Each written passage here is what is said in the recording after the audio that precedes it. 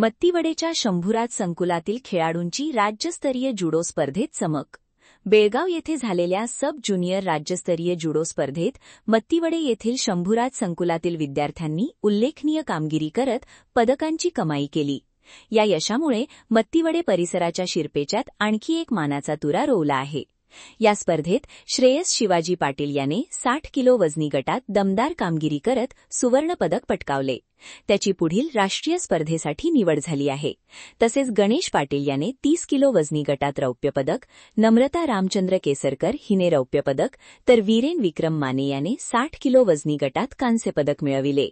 साक्षी रामचंद्र डोंगळे हिनेही कांस्य पदक, समरजित परशुराम कदम याने ब्रॉन्झ पदक पटकावत संकुलाच्या यशात भर घातली. सर्व विद्यार्थ्यांना कृष्णात माने यांचे मार्गदर्शन लाभले. या सर्व खेळाडूंनी जिद्द, सातत्यपूर्ण सराव आणि मेहनतीच्या जोरावर राज्यस्तरीय स्पर्धेत आपली गुणवत्ता सिद्ध केली. त्यांच्या यशाबद्दल शंभूराज जुडो कुस्ती संकुल, पालक, शिक्षक व क्रीडाप्रेमींमधून अभिनंदन होत आहे.